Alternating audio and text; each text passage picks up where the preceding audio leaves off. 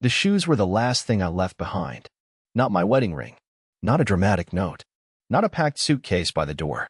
Just those old, brown sneakers with the sole coming loose, sitting exactly where she hated them, by the couch. She'd always say, "Elwood, are you really that lazy?" And I'd always mutter something like, "I'll move them in a second," even though we both knew I wouldn't. It wasn't about the shoes. It never was. That morning, I placed them there deliberately. Untied. One sideways. One leaning on its heel. A quiet rebellion. Then I walked out in my socks. It wasn't a fight. There were no slammed doors or broken plates. No screaming. The night before, she was lying on the edge of the bed, phone glowing in her palm, her laughter soft and private, the kind you don't share with your husband anymore. I asked her, "You okay?" She didn't even look up. Just said, "You're not my priority, Elwood. I don't have the energy to pretend anymore." I didn't ask what that meant. I didn't cry. I didn't ask who he was. I knew there was someone. There's always someone when they start using words like alignment and self-discovery. It's never about yoga or journaling. It's about someone new making them feel young again. Alive. Better than you. I spent the rest of that night staring at the ceiling fan as it spun in slow, uneven circles. I counted every rotation until sunrise, then quietly got up, slipped on a hoodie, and left everything except those shoes. Now I'm living out of a dented Ford Focus, eating canned beans with a plastic fork. I've been parked behind a bowling alley for 3 days, stealing Wi-Fi and pretending I'm brave. But all I keep thinking about is how fast she stopped looking for me. It's been 5 days. Not a call. Not a message. Not even a sarcastic, nice disappearing act. But something's off. I checked our joint bank account, not because I'm petty, but because I was scared. Scared she might have already moved everything. What I found? A single charge. One word, motel. Timestamped 2 hours after I left. And it wasn't near our house. It was in the next town over. I tapped the charge. Same place we once stayed during our second anniversary, that cheap roadside place with the chipped bathtub and tiny soaps shaped like seashells. The one she called our little secret escape. Now it wasn't our secret anymore. You'd think the worst part would be the betrayal. But it's not. It's the silence. It's realizing that I could vanish, and her world would keep spinning, maybe even spin faster. But here's where it starts to twist. I left her those shoes for a reason. Not just to annoy her, but because I needed to leave something that made her flinch. A reminder that I was real. That I was there. And tomorrow morning, she's going to see something else I left behind. Something that's going to make her stop laughing. I didn't mean for this to be revenge. But what I uncovered, what she tried to hide from both of us, well, it's going to change everything. I didn't sleep the night I left. I couldn't. You don't just peel yourself out of a 10-year routine like it's a jacket. Your body leaves, sure, but your mind stays behind, looping over everything you didn't want to see until it finally spits out the truth. That truth had a name now. Braden. Or maybe Kyle. Could have been Zeke or Tyler or some other guy who probably uses hair gel and calls podcasts mind fuel. Whatever his name was, I knew she didn't meet him recently. That motel charge meant they had a place. A pattern. And I started thinking back, way back, long before she told me I wasn't a priority. The late nights at the gym, the sudden interest in skincare, the way she stopped sharing playlists with me because my taste was too sad. The new phone password. The way she started wearing perfume again just to boost confidence. All of it was breadcrumbed right under my nose. But I didn't connect any of it. Because I didn't want to. Because when you're the one being faded out, you'd rather live in denial than admit the curtains are closing. That's the pathetic truth. I sat in my car, legs cramped, knees against the steering wheel, watching the sunrise over the parking lot of a 24-hour laundromat. An older guy with a limp walked out with a duffel bag of warm clothes and nodded at me like we both knew something the world didn't. I nodded back, like maybe he used to be somebody's afterthought, too. By mid-morning, I made a decision. I didn't want revenge. I didn't even want closure. What I wanted, needed, was understanding. I had to see her face again. Not because I missed her, but because I wanted to look her in the eye and see if she felt anything. Guilt, panic, even boredom. I just needed to know if I'd ever actually mattered, or if I was just a time filler between real connections. So I drove back. I parked around the corner, walked the last block, kept my head low like I was breaking into my own life. Our house was quiet. Her car was gone. The shoes were still where I left them. Good. I stepped inside. Same smell, lavender and mint. I hated how familiar it felt. Everything was neat. Too neat.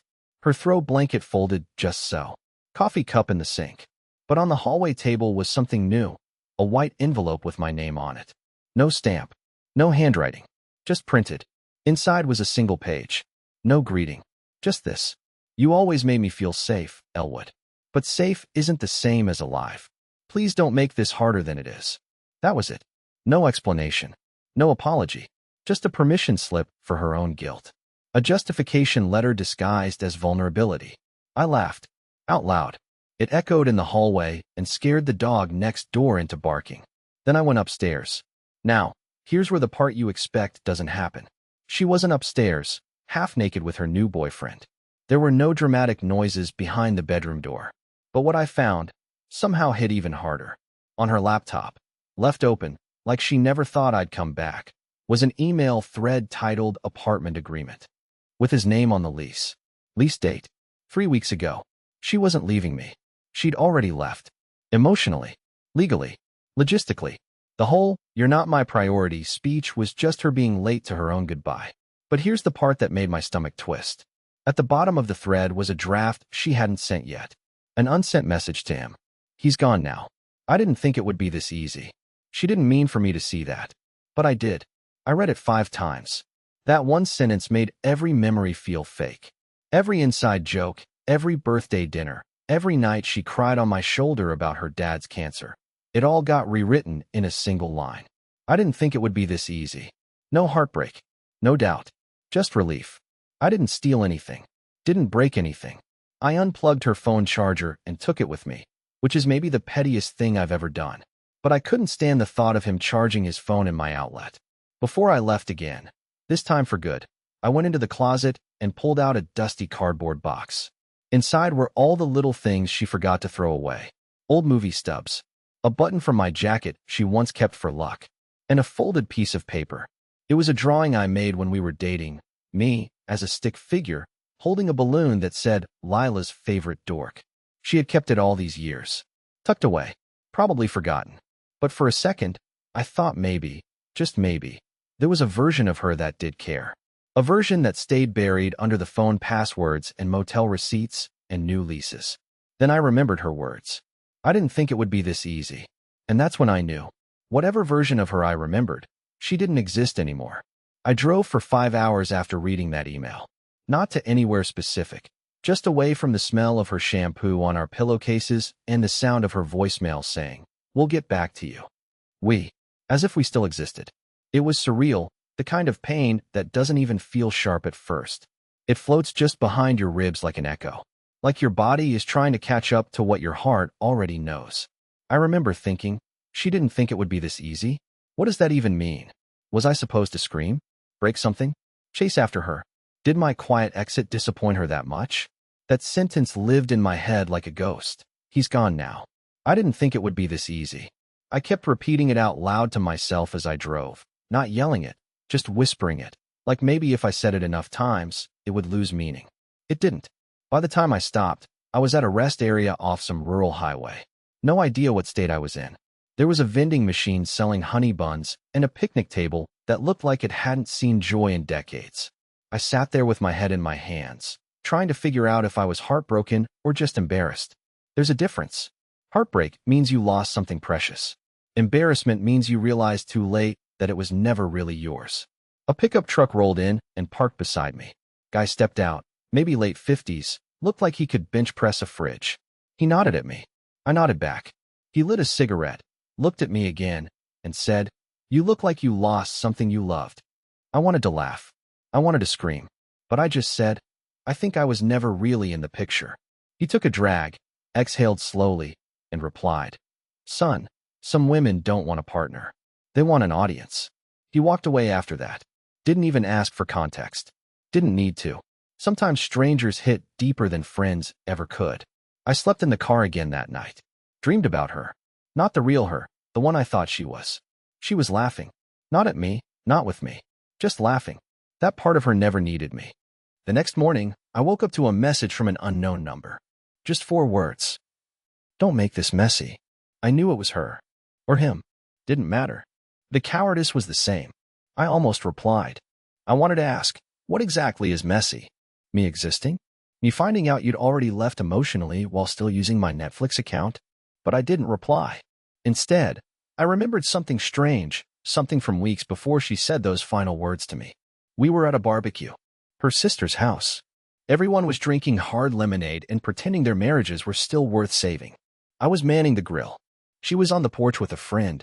I think her name was Miranda, and I overheard her say something that didn't make sense at the time. She said, "It'll all be settled soon. He just doesn't know it yet." I thought she was talking about a credit card bill or her sister's divorce. But now, it clicked. She wasn't planning to tell me. She was planning for me to find out, to piece it together and disappear on my own. That way, she could keep her conscience clean. I didn't cheat. Elwood left. She wanted to vanish me. Well, she got her wish. But what she didn't count on was that I'd stop playing the ghost and start digging. The next day, I drove back toward town, not to her, but to her friend Miranda. I hadn't spoken to Miranda in months, but I knew something didn't sit right. Miranda always used to say weird little comments like, "You're a good guy. Better than she deserves," then laugh it off. I found her at the local boutique she managed. She was surprised to see me, genuinely surprised. I told her I wasn't there to cause drama. I just had one question. Was this planned? She looked at me for a long time. Then she sighed. Elwood, she wanted to do it quietly. She said if she could make you leave on your own, she'd feel less guilty. Said she didn't want to look like the villain, especially after everything you'd done for her. I asked, everything like what? Miranda blinked. Like giving her your inheritance so she could open her studio. Like paying off her car loan. Like pretending it didn't hurt when she forgot your birthday 3 years in a row. I stood there, frozen. I hadn't told anyone about those things. Not even her family. But she had. So she knew what I did for her. She remembered. And she still chose to erase me like a stain on her timeline. I thanked Miranda and walked out. I was done grieving. But I wasn't done watching. Because someone like Lila doesn't just move on. She rewrites the past. And I was about to see how far she'd go to erase me from it. I don't know if you've ever watched someone repaint your life in real time, but that's what the next few days felt like. Lila didn't just move on, she started scrubbing me out of existence, as if loving her had been a one-sided hallucination I had forced on her. As if I had imagined the birthdays I spent planning, the anniversary dinners I cooked while she scrolled through her phone, the nights I rubbed her feet after her long shifts while she sighed about the emptiness of marriage. I wasn't angry. Not then. Not yet. I was just confused. Stunned. The way people look at a burnt-down house and still expect to find their keys in the hallway drawer. I wasn't ready to accept that I'd been erased intentionally. 2 days after Miranda told me the truth, I logged into our shared photo cloud out of habit. I don't know why. Maybe I just wanted to see some proof that I had mattered, even just visually. But what I found made my fingers go cold. Every album that had my name in the title was gone. Elwood's birthday. Camping with Elle. First snow together. All of it, deleted. Not archived. Not renamed. Gone. The only ones left were vague. Sunset hikes, spring moodboard, new chapter. I clicked on new chapter. The first photo was of her and him, Braden, apparently. He looked like the kind of guy who refers to himself as an entrepreneur while living off his parents' old money. He had that smirk, the kind that makes you feel punched without being touched. In the photo, she was smiling in a way I hadn't seen in years. Not fake, not forced. Giddy. Wild-eyed. Like someone who had just escaped prison and was telling the world she'd never go back. And the caption? Life begins when you stop pretending. I didn't sleep that night.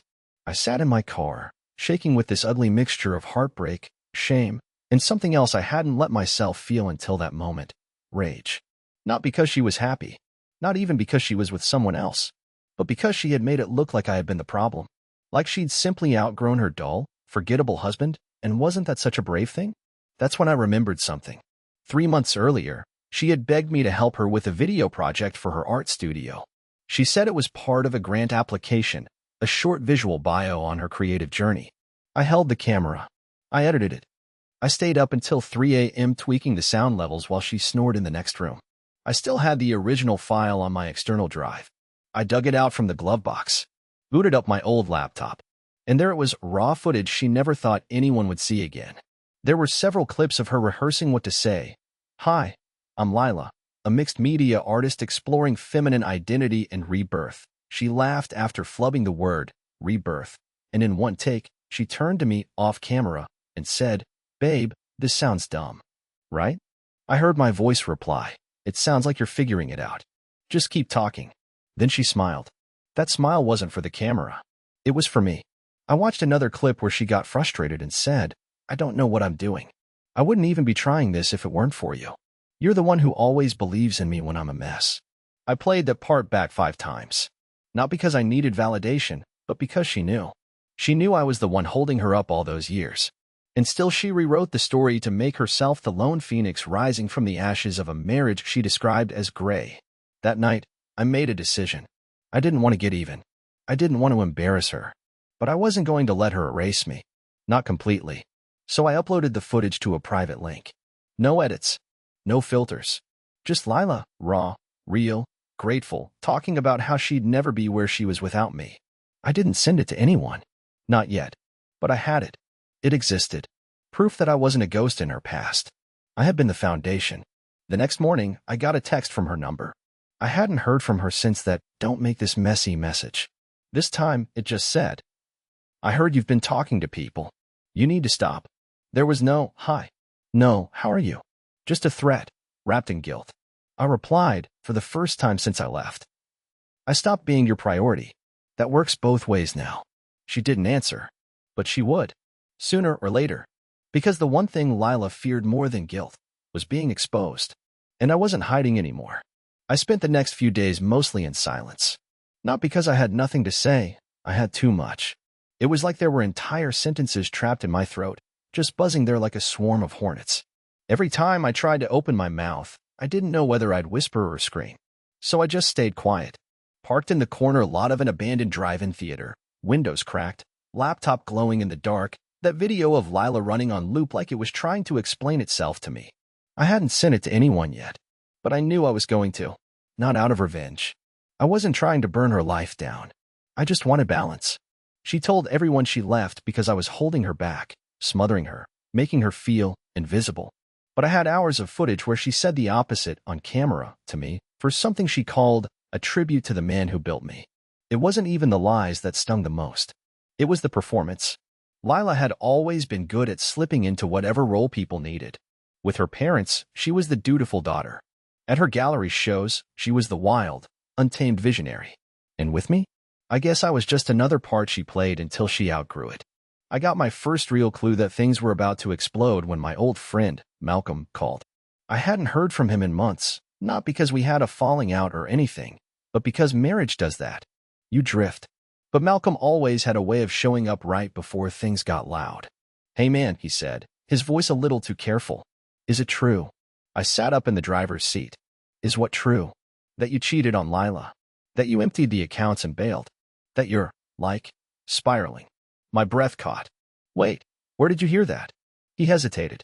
"It's kinda going around. I ran into Sienna at the cafe, you know, from Lila's old art class, and she said Lila's been telling people that you flipped out. Like, disappeared on purpose to make her look bad." I was stunned. Like, wind knocked out of you stunned. I actually laughed, not because it was funny, but because the audacity of it all made reality feel cartoonish. "You think I'd cheat on her?" I asked.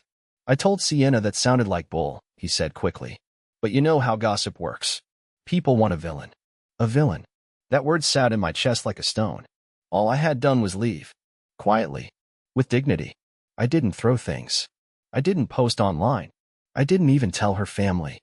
And now I was being turned into the story's antagonist. The husband who snapped. The guy who couldn't handle a strong, independent woman reclaiming her life. I thanked Malcolm, hung up, and sat there staring out the windshield at the empty movie screen in front of me. My life felt exactly like that screen. Huge, blank, and hijacked by someone else's script. And that's when I knew. I wasn't just going to correct the narrative. I was going to break it open. The first person I sent the video to was her sister, Mallory. We were never close. Mallory always thought I was too soft, too cautious, not manly enough for her fiery little sister. But she also hated liars. And if Lila had been spreading stories, Mallory deserved the real version. I wrote one line with the video link. Just in case the stories changed too much. She didn't reply that day. But 24 hours later, my phone rang. Elwood. Her voice was sharp, like it was always slicing through something. "Is this real?" I didn't pretend I didn't know what she meant. Every word. Raw footage. Nothing cut. There was a pause. Then a sigh, not angry, but exhausted. She's been telling everyone you ghosted her, that you left without explanation because you couldn't handle her new path. But watching that, she said you were the only reason she had the courage to start her studio. I stayed silent. Let it sit. She's coming to dinner Sunday, Mallory added.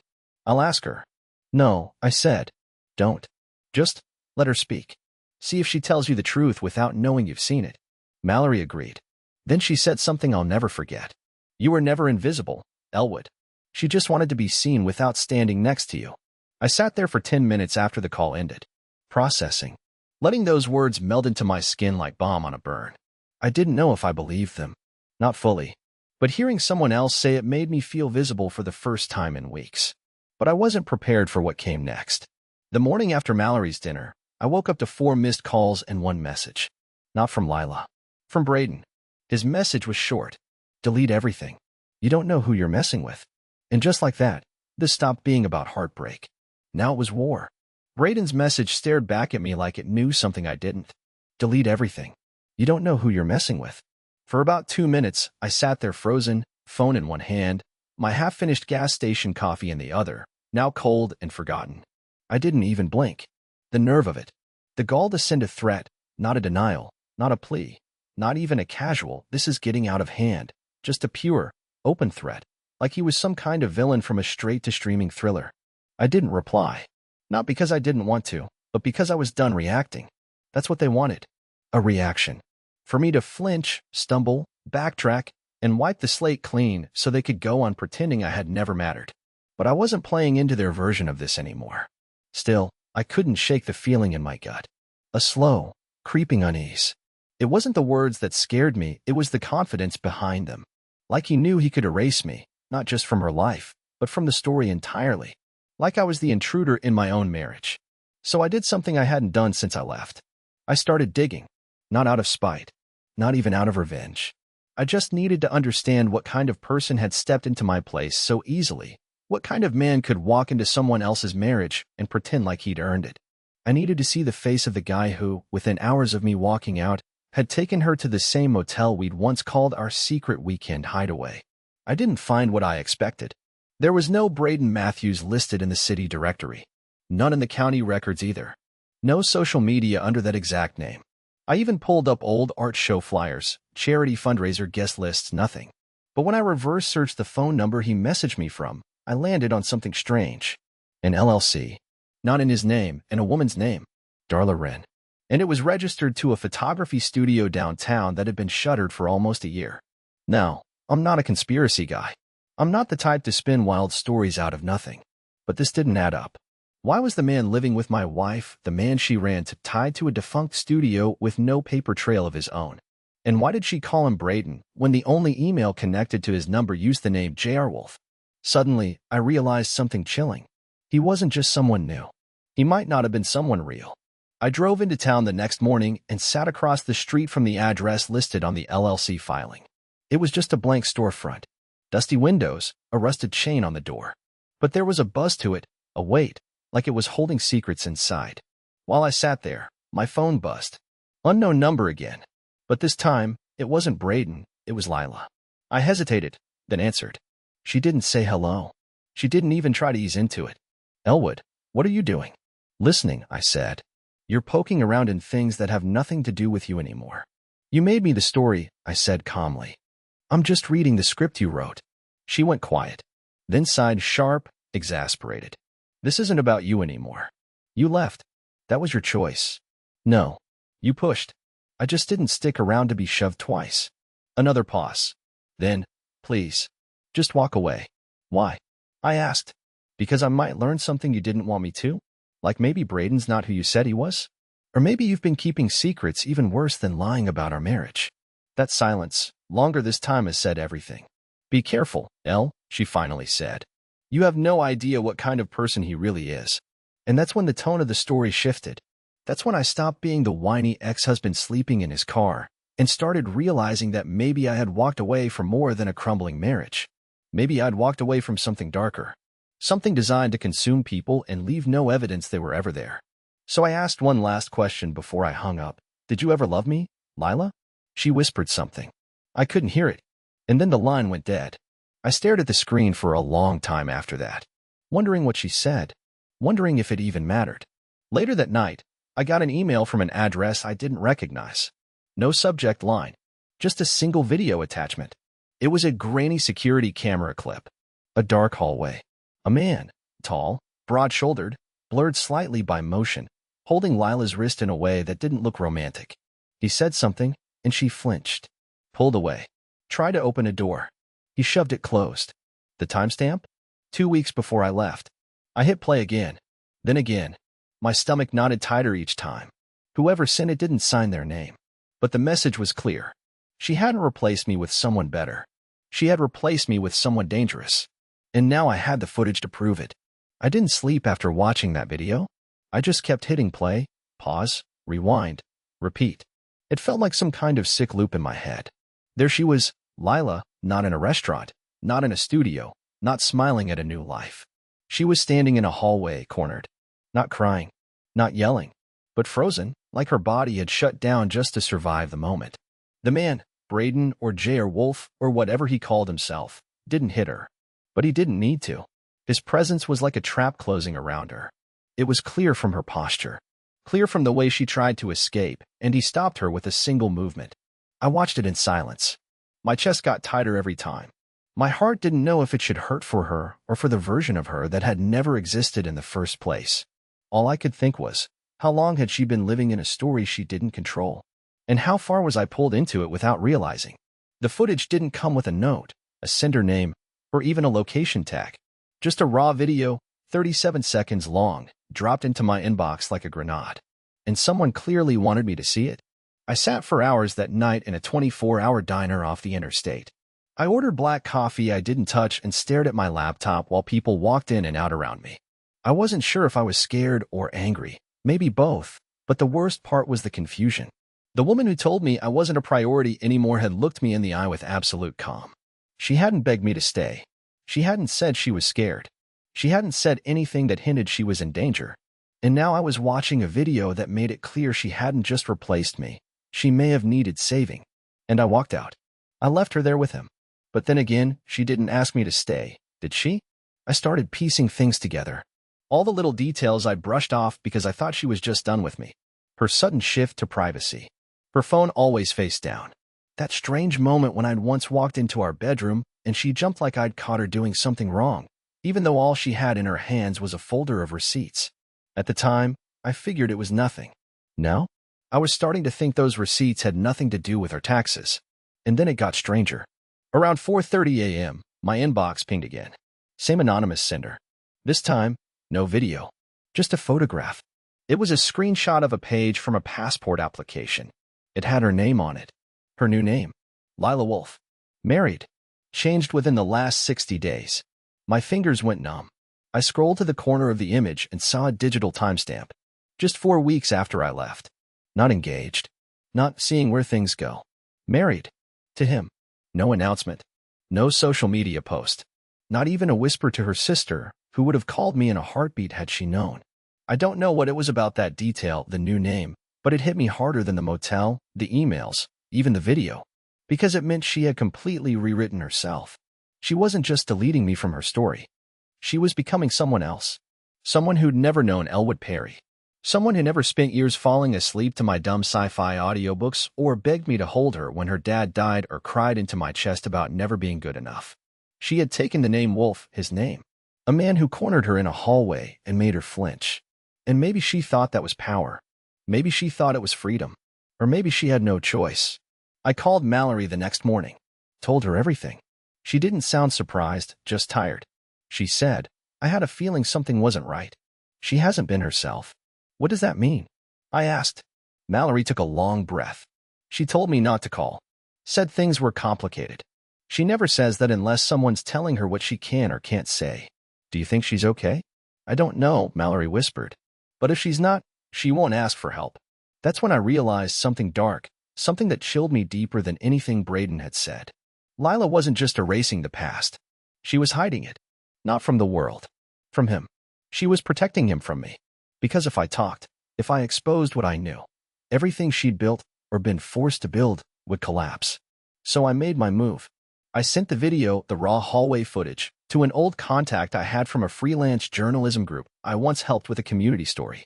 I didn't include names. I didn't give context.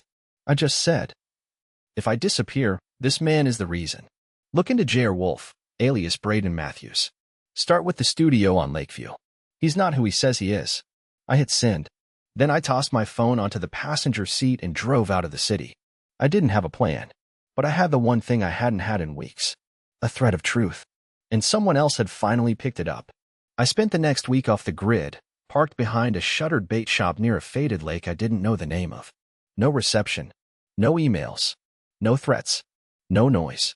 Just the hum of crickets and the occasional buzz of a mosquito sneaking in through a cracked window. The quiet was loud at first, deafening, even, but eventually, it became the first peace I'd known since Lila said I was no longer her priority. It was strange how clear everything became when the distractions fell away. I realized I'd been chasing answers not because I needed her back, but because I didn't know who I was without her.